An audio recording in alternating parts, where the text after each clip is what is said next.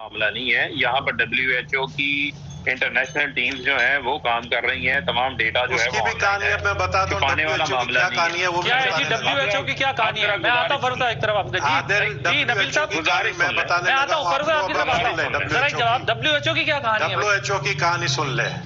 WHO کی کہانی یہ ہے کہ فی شخص جو بھی مرے گا اس کو یہاں پر کہا جاتا ہے کہ جی جو شخص مرے گا کورونا میں اس کو جو ہے اس کے لواحقین کو $3000 WHO دے گا.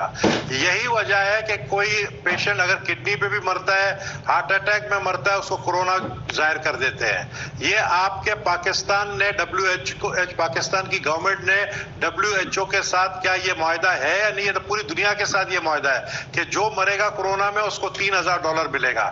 تو اس لیے تو آپ یہ کہہ رہے ہیں کہ پاکستان میں جو اموات ہو رہی ہیں اسپتالوں میں ان کو کورونا میں اس لیے کنورٹ کیا جا رہا ہے کہ $3000 ملے گا ایک بندے کو. تو بھائی اس لیے تو میں AR بھائی کو کہتا ہوں کہ آپ لوگ جو ہے ادھر ادھر جھگڑا وگڑا کرنے کی ضرورت نہیں ہے. آپ جو اصلی چیزیں AR بھائی دکھائیں. جائے ہاسپٹل میں ایسے بھی کیسز ہیں جو آپ کے سوشل میڈیا میں ویڈیوز بنے ہیں جس میں کہا گیا ہے کہ آپ زیادہ شور مچاؤ گے تو آپ کورونا میں ڈالیں گے. یہ چیزیں تو نکالیں, آپ دنیا کو دکھائیں تو صحیح.